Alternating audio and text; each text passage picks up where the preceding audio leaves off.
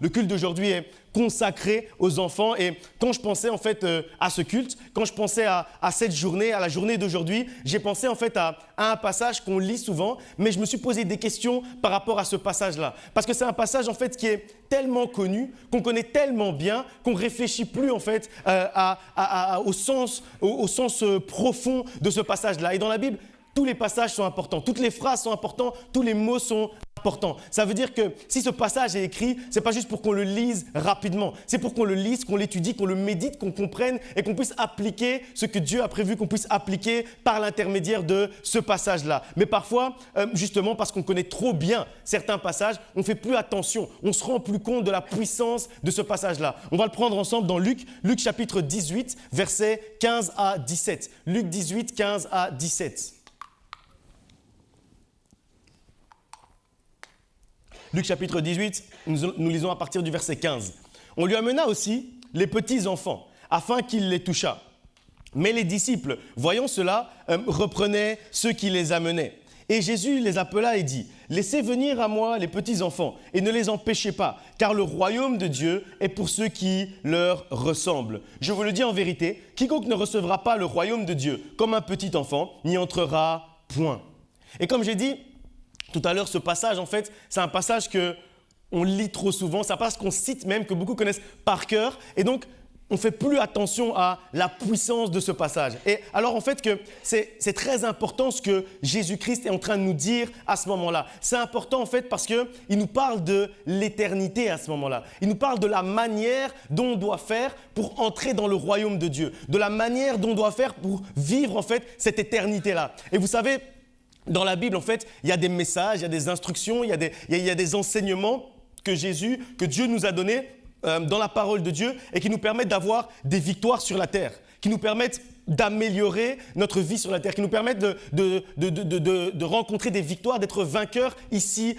sur la terre. Des passages qui nous permettent en fait d'être des meilleurs chrétiens ou alors juste des meilleures personnes en fait, tout simplement. Mais il y a aussi des passages qui nous parlent de la vie éternelle et de comment vivre cette vie éternelle et de comment entrer dans cette vie éternelle. Cette vie qui sera remplie de joie, de paix, d'amour, de bonheur. Et cette vie en fait qui se vit dans le royaume de Dieu. Cette vie que Dieu nous promet et ce royaume que Dieu nous promet. Et puisque en comparaison en fait avec l'éternité, notre vie sur terre, elle est très courte. Et donc, on devrait en fait se consacrer plus au verset qui nous parle de l'éternité, au verset qui nous parle du royaume de Dieu, au verset qui nous parle de la vie éternelle, plutôt que trop étudier les versets qui nous parlent des victoires ici sur terre. Parce que le temps qu'on va passer sur terre, c'est très court par rapport à l'éternité. Cette vie, en fait, que Dieu nous promet, c'est ce sur quoi on devrait fixer nos regards. Et puis, on ne prêche pas non plus trop souvent sur ça parce que ça amène moins de amen. Pourtant, c'est plus important. Pourtant, c'est plus important de parler de la vie éternelle. C'est plus important de parler du royaume des cieux que de parler du royaume terrestre qui est un royaume qui est corruptible. Et donc, on ne parle pas assez de ça, alors que c'est le cœur même du message de Jésus-Christ. Et ici, justement, Jésus nous donne une condition, mais pas n'importe quelle condition, une condition sine qua non, c'est-à-dire une condition sans laquelle la suite ne peut pas arriver. Parce qu'il dit qu'il est impossible pour quelqu'un d'entrer dans le royaume des cieux s'il ne reçoit pas le message du royaume des cieux comme un petit enfant. Et en fait, ça veut dire que c'est une condition sans laquelle c'est impossible d'avancer, sans laquelle c'est impossible de vivre cette vie éternelle-là. Il nous dit que quiconque ne sera pas comme un enfant par rapport au royaume de Dieu ne pourra pas entrer dans ce royaume éternel. Et donc, on peut se poser la question de qu'est-ce que ça veut dire? Qu'est-ce que ça veut dire en fait par rapport au royaume, être comme un enfant? Et qu'est-ce que Jésus veut nous enseigner en fait quand il dit que d'être comme des petits enfants et de recevoir le message du royaume des cieux comme un petit enfant si on veut y entrer? Et donc, en cette journée des enfants, en cette journée qui est consacrée à nos enfants, je crois que c'est le bon moment pour réfléchir à ça. C'est le bon moment pour se poser et se dire, mais qu'est-ce que Jésus voulait dire par le fait de soyez comme des petits enfants si vous voulez voir le royaume des cieux? Et donc, on va essayer de comprendre au moins en partie ensemble ce que Dieu voulait dire à ce moment-là. Et on n'a pas tellement de temps aujourd'hui parce qu'on a laissé beaucoup de place à la louange et aux enfants, donc je vais essayer de ne pas être trop long. Et comme je dis toujours, Je vais essayer, donc si je suis long quand même, désolé, mais je vais essayer de ne pas être trop long. Je vais essayer qu'on puisse avancer assez rapidement. On va lire directement un autre passage dans Matthieu chapitre 18, verset 3 jusqu'au verset 5. Matthieu 18, 3 à 5. Jésus dit, « Je vous le dis en vérité, si vous ne vous convertissez pas et si vous ne devenez comme les petits-enfants, vous n'entrerez pas dans le royaume des cieux. » Donc ça, c'est une répétition de ce qu'on vient de lire. C'est pourquoi quiconque se rendra humble comme ce petit enfant sera le plus grand dans le royaume des cieux. Et quiconque reçoit en mon nom un petit enfant comme celui-ci me reçoit moi-même. Dans ce passage, en fait, Jésus va aller encore un peu plus loin de ce qu'il a déjà dit précédemment. Il va dire en fait de se convertir et d'être comme des petits-enfants, comme on l'a déjà lu tout à l'heure dans Luc. Mais ensuite, après, il va aller plus loin. Il va rajouter que si on reçoit un enfant, c'est comme si on le reçoit lui-même. C'est comme si on reçoit Jésus-Christ lui-même. Ça veut dire d'une certaine manière, il nous dit que l'enfant a des caractéristiques de Christ. L'enfant a des caractéristiques de Jésus-Christ, puisqu'en fait, il dit qu'il y a un parallèle entre recevoir un enfant et le recevoir lui-même, Jésus-Christ. Et que donc, Christ a des caractéristiques de l'enfant. Et la Bible nous enseigne également, nous dit que de prendre Jésus-Christ comme étant notre modèle, comme étant notre exemple. Et ce qui nous montre que Dieu nous appelle également, nous aussi, à avoir certaines caractéristiques de l'enfant lui-même à l'intérieur de nous. Et il y a des qualités, il y a des caractéristiques qu'a un enfant que nous aussi, spirituellement, on doit, en tant qu'enfant de Dieu, on doit en fait présenter ces caractéristiques-là, présenter ces qualités-là. Et le verset 4, il nous parle d'une de ces qualités justement. Le verset 4, il nous dit d'être humble comme un enfant, si on veut entrer dans le royaume des cieux. Et comment est-ce qu'on voit qu'en fait qu'un enfant est humble? Quelle est l'humilité que l'enfant présente? En fait, l'humilité que l'enfant a, je me suis posé la question parce que l'humilité, c'est ne pas être orgueilleux, donc ne pas prendre pour nous les accomplissements qu'on fait, etc. Mais rendre gloire à Dieu, ne pas dire que c'est grâce à nos forces, mais rendre gloire à Dieu. Ça, c'est l'humilité. Mais après, quelle humilité présente un enfant? Je me suis posé cette question et je me suis dit qu'en fait, comment est-ce qu'on voit qu'un enfant est humble? En fait, on sait qu'un enfant est humble parce qu'il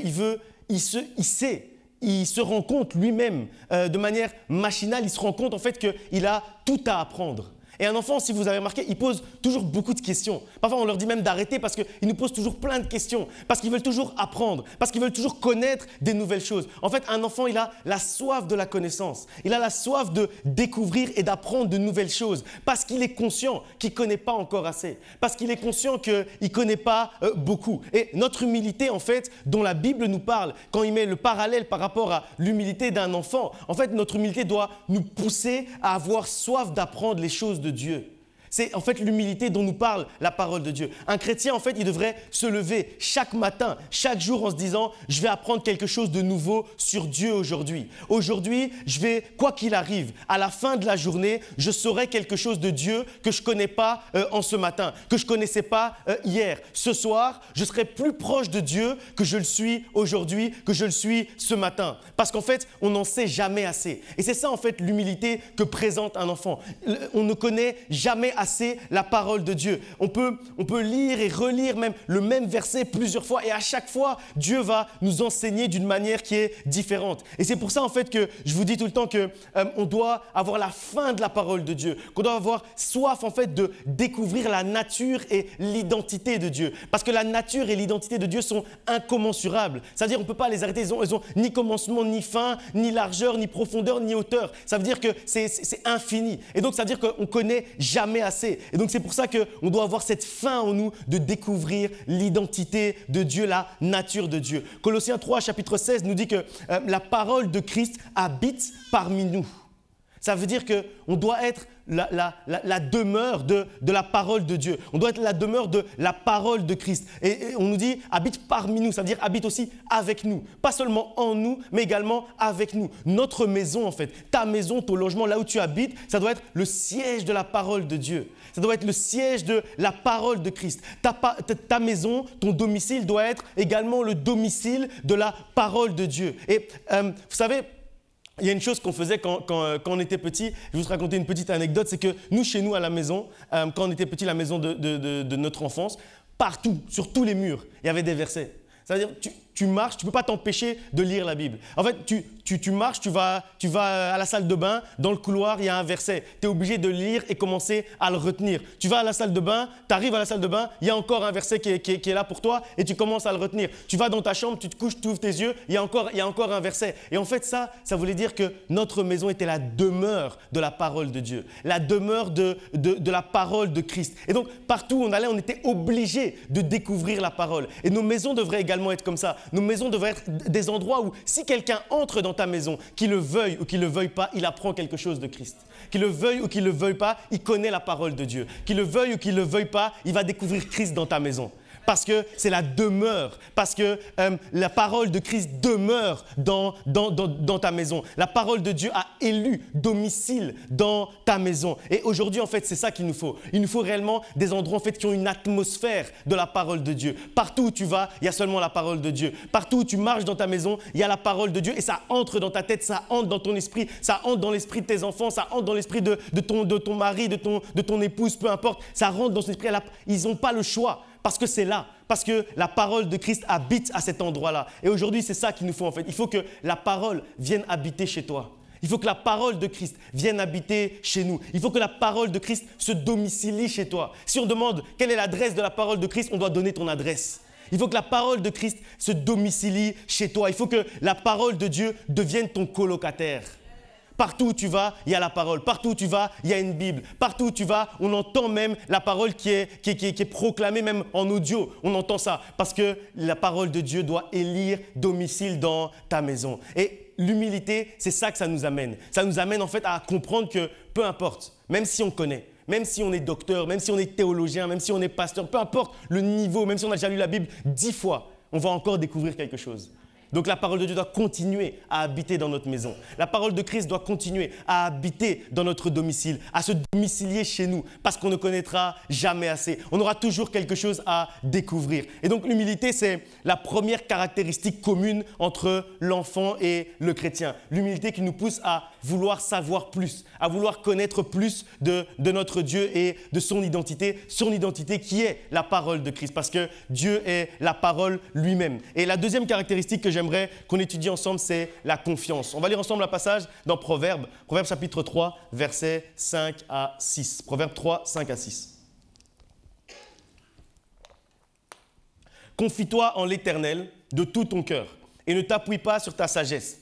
Reconnais-le dans toutes tes voies et il aplanira tes sentiers. Ne sois point sage à tes propres yeux. Crains l'Éternel et détourne-toi du mal.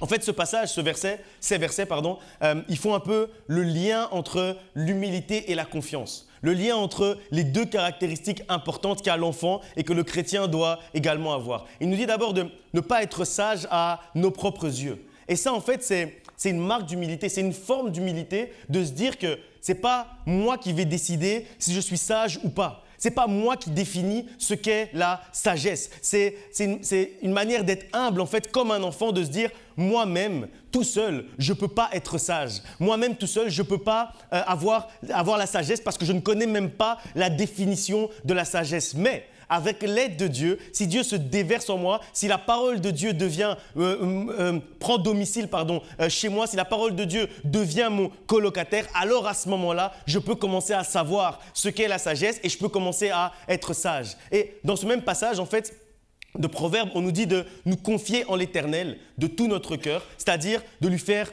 confiance de tout notre cœur, de mettre toute notre confiance en lui. Et à ce moment-là, peu importe la difficulté ou la situation compliquée par laquelle on peut passer, si on met toute notre confiance en Dieu, alors ce passage nous dit qu'il aplani nos sentiers. Les montagnes deviennent des sentiers. Quand on dit qu'il aplani nos sentiers, en fait, il faut comprendre qu'il y a une image derrière. Parce que normalement, un sentier, c'est déjà plat.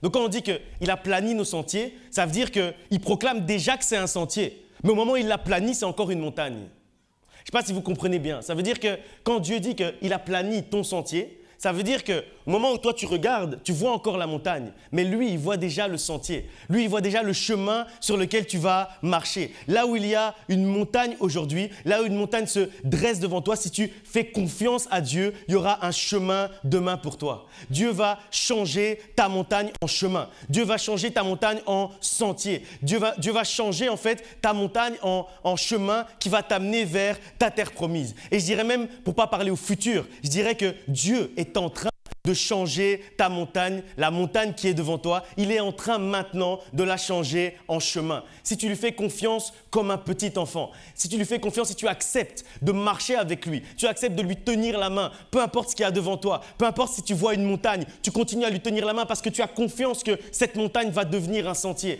parce que tu as confiance que cette montagne va devenir un chemin, peu importe ce qu'il arrive, peu importe ce que les gens disent, peu importe ce que tu vois dans la réalité, tu sais qu'en vérité, cette montagne est déjà devenu un chemin. Et en fait, c'était le moment où il fallait saisir. C'était le moment en fait où il fallait saisir la transformation de ta montagne en chemin. Parce qu'en fait, en ce dimanche, dans ce culte, au moment où on est rassemblés ici, au moment où on est en train de proclamer la parole de Dieu, Dieu est en train d'aplanir ton sentier. Dieu est en train d'aplanir ta montagne. Il est en train de changer ta montagne en chemin. Et c'est par ce chemin-là que tu vas passer pour arriver en terre promise. C'est à ce moment-là qu'il fallait saisir. C'est à ce moment-là qu'il fallait saisir que Dieu est en train d'aplanir la montagne devant toi. Dieu est en train de changer la montagne qui est devant toi. Et même si avec tes yeux humains, tu vois encore la montagne, Dieu voit déjà un chemin. Dieu voit déjà un sentier. Même si toi, tu ne sais pas, continue juste à lui tenir la main, comme un enfant qui tient la main à son père, comme un enfant qui tient la main à ses parents. Aie juste confiance, tiens la main et tu vas voir qu'au fur et à mesure que tu es en train de marcher, la montagne petit à petit, elle devient un chemin. À chaque pas, la montagne est en train de devenir un chemin. La montagne ne peut pas rester montagne si tu tiens la main de ton Dieu. C'était maintenant qu'il fallait saisir. Que si tu tiens la main de ton Dieu, la montagne devant toi ne peut pas rester une montagne. Elle va s'aplanir, elle va devenir un chemin. Et c'est par ce chemin-là que tu vas entrer dans ta promesse. C'est par ce chemin-là que tu vas entrer en terre promise. On va lire encore un passage dans Ésaïe, Ésaïe chapitre 43, versets 2 à 3. J'espère que vous avez saisi.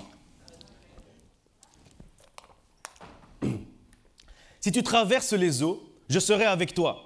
Et les fleuves, ils ne te submergeront point. Si tu marches dans le feu, tu ne te brûleras pas. Et la flamme ne t'embrasera pas. Car je suis l'Éternel, ton Dieu, le Saint d'Israël, ton Sauveur.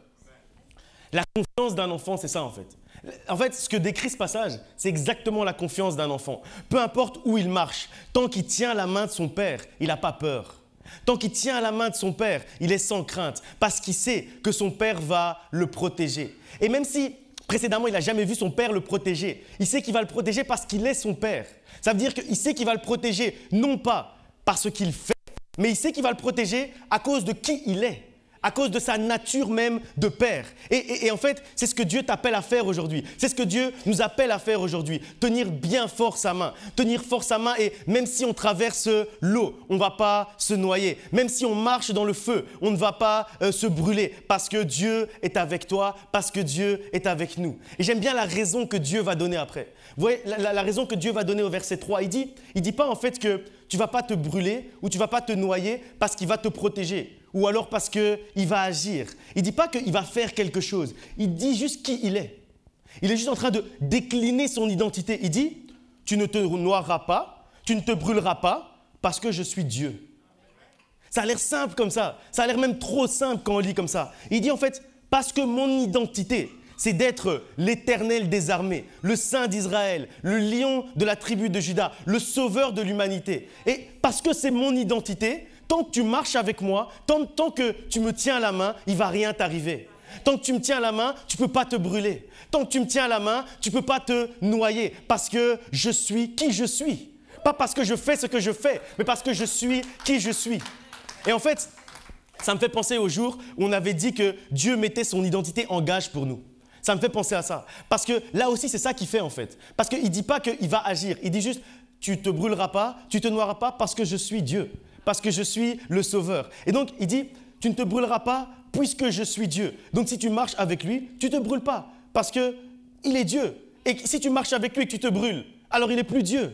Si tu marches avec lui et que tu te noies, alors il n'est plus Dieu, alors il n'est plus le Seigneur, alors il n'est plus le Saint d'Israël, alors il n'est plus le lion de la tribu de Juda. Alors, comme ce n'est pas prévu, que demain, il arrête d'être le Saint d'Israël. Ce n'est pas prévu que demain, il arrête d'être le lion de la tribu de Juda. Ce n'est pas prévu et je t'informe que Dieu n'a pas prévu d'arrêter d'être Dieu.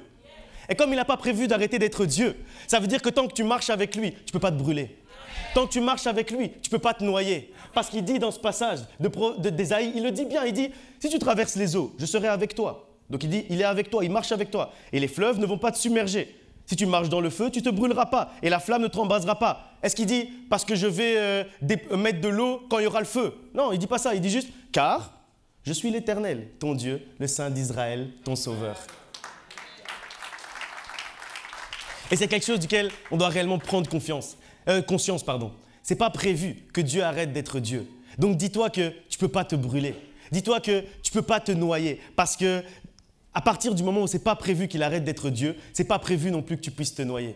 Ce n'est pas prévu dans son plan qu'il arrête d'être Dieu. Alors ce n'est pas prévu dans son plan que tu puisses te noyer, que les problèmes puissent te submerger, que les problèmes puissent te consumer et te brûler. Ce n'est pas prévu. Parce qu'il est Dieu et parce qu'il marche avec toi. Donc tu dois prendre conscience avec qui tu es en train de marcher. Et c'est plus important que de prendre conscience de ce qu'il fait. C'est plus important de prendre conscience juste de ce qu'il est et de qui il est et de la manière dont je marche avec lui. Et parce que je marche avec lui, je sais qu'il ne peut rien m'arriver. Et donc, ce n'est pas prévu que tu puisses te noyer, ce n'est pas prévu que tu puisses te brûler. Prends conscience de l'identité de celui avec qui tu es en train de marcher. Et tu n'auras plus jamais peur. Comme cet enfant qui tient la main de son père.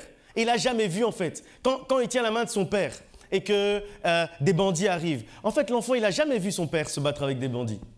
En fait, quand l'enfant marche avec son père et que la nuit devient noire, il n'a jamais vu son père rallumer le soleil. Mais il n'a pas peur quand même. Parce qu'il sait, non pas ce que son père fait, mais il sait qui est son père. Et il sait que tant qu'il marche en tenant la main de son père, peu importe l'atmosphère, peu importe ce qui arrive autour de lui, peu importe le vent qui souffle, lui, il n'a pas peur. Parce qu'il tient juste la main de son père. Tiens la main de ton père. Tiens la main de ton père. Et sache que Dieu est ton père. Et sache que tu es l'enfant de Dieu. Et sache que tu es le fils de Dieu. Et sache que tu es la fille de Dieu. Et à cause de ça, à cause de ton identité et de son identité, rien ne peut te brûler. Et rien ne peut te noyer. Amen. J'espère que vous avez saisi. Moi, j'ai saisi pour moi. On va lire encore un passage dans Éphésiens, chapitre 4, verset 15. Mais que, professant la vérité dans l'amour, nous croissions à tous égards en celui qui est le chef Christ. 1 Pierre 2, 2 à 3. Désirez comme des enfants nouveau-nés le lait spirituel et pur, afin que par lui vous croissiez pour le salut. Si vous avez goûté que le Seigneur est bon. Marcher dans la vérité.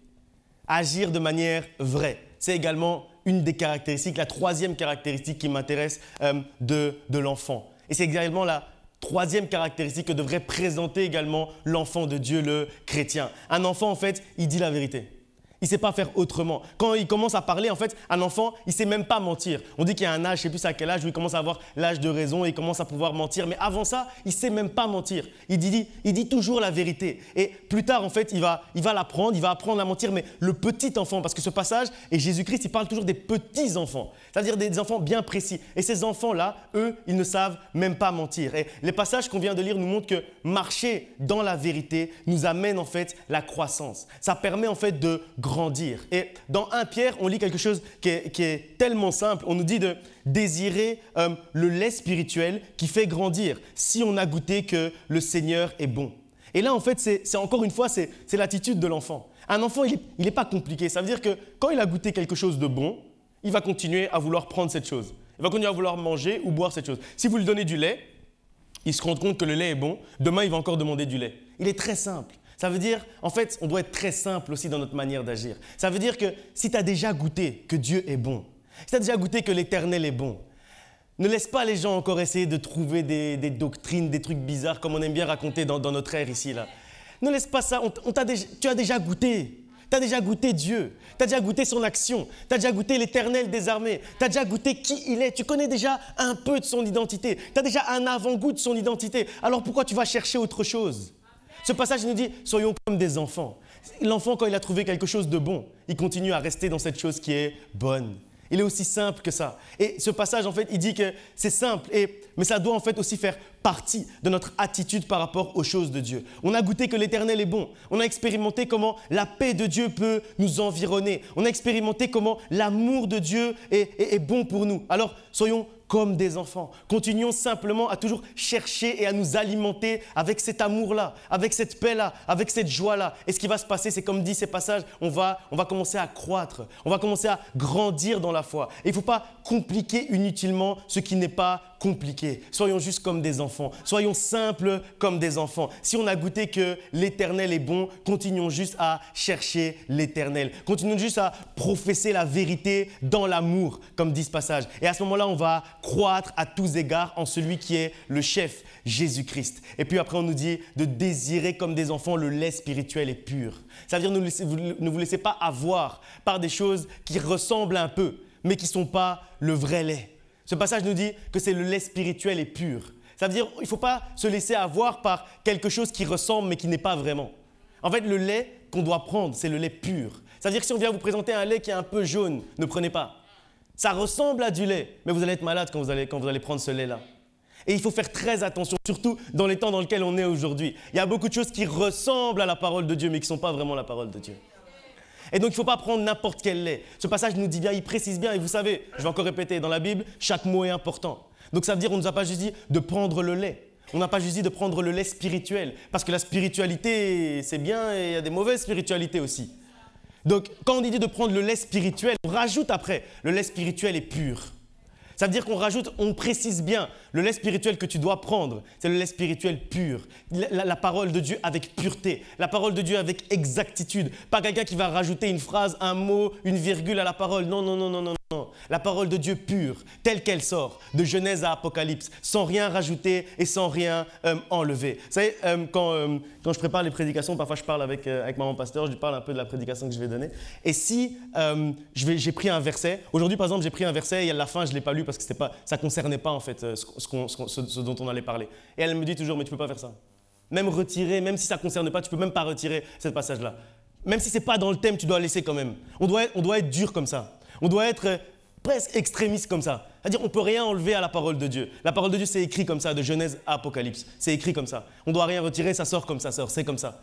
Et on doit être en fait extrémiste comme ça. On doit se dire non, la parole de Dieu, c'est la parole de Dieu. Et on doit être comme des enfants sur ça. On doit être simple et accepter juste le lait spirituel et pur. L'humilité, la confiance, la vérité, ce sont les caractéristiques de l'enfant que le chrétien également est censé avoir à l'intérieur de lui. Parce que c'est ce qui permet aux chrétiens, comme disent les derniers passages qu'on a lus, de croître, de grandir à tous égards, de croître à tous égards, de prospérer à tous égards, comme prospère d'abord l'état de son âme. Et surtout, au-delà de croître, surtout de rentrer dans le royaume de Dieu. Parce que c'est ça le plus important. Surtout d'avoir la vie éternelle. Et donc, soyons réellement comme des enfants. Dis un peu à ton voisin, sois humble comme un enfant. Et dis-lui aussi, aie confiance à Dieu comme un enfant. Et dis-lui aussi, marche dans la vérité comme un enfant. Et tu vas croître et grandir à tous les niveaux jusqu'à entrer dans le royaume de Dieu, jusqu'à vivre la vie éternelle. On va se lever ensemble, on va prier que Dieu vous bénisse abondamment.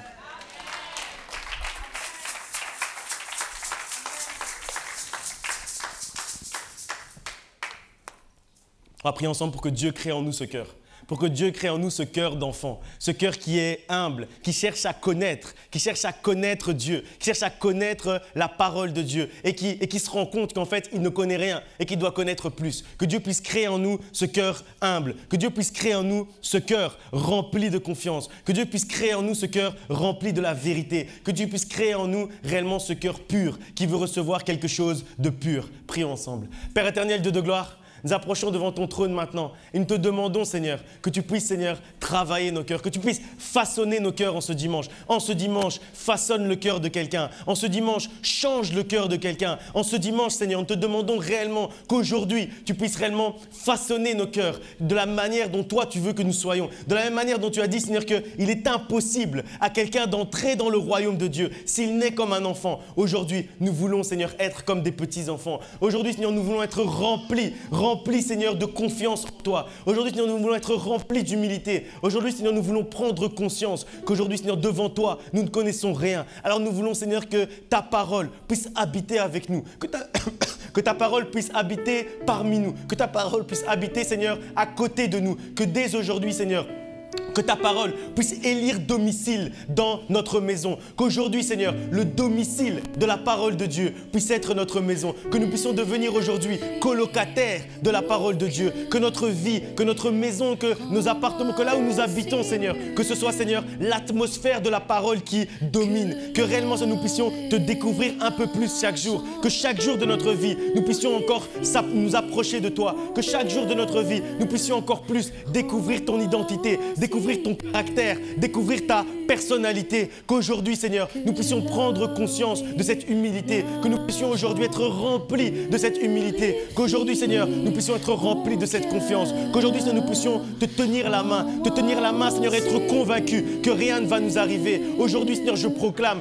que rien, Seigneur, ne va nous noyer, que rien, Seigneur, ne va nous brûler, que rien, Seigneur, ne va nous consumer, parce que nous tenons ta main, parce que nous marchons avec toi, parce que nous avons la conviction que tu es notre Père et que tant que nous marchons en tenant la main de notre Père, rien ne pourra nous avoir, rien ne pourra nous toucher, rien ne pourra nous noyer, rien ne pourra nous brûler. Aujourd'hui, Seigneur, nous proclamons que nous avons un cœur pur. Aujourd'hui, Seigneur, nous te demandons de purifier notre cœur en profondeur. Aujourd'hui, Seigneur, nous te demandons réellement, Seigneur, de purifier notre cœur et que nous puissions être alimentés de ce lait spirituel et pur, ce lait, Seigneur, que nous cherchons, ce lait, Seigneur, que nous voulons. Aujourd'hui, Seigneur, nous voulons réellement que notre cœur pur soit alimenté, Seigneur, avec la pureté.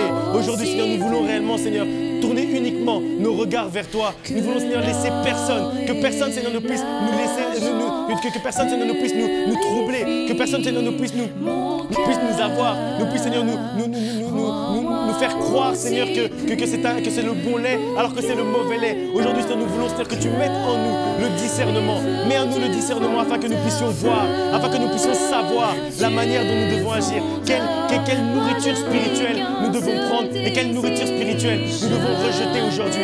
Aujourd'hui, Seigneur, nous proclamons que nous ne craignons rien, que nous marchons avec toi dans la vérité, dans l'humilité et dans la confiance.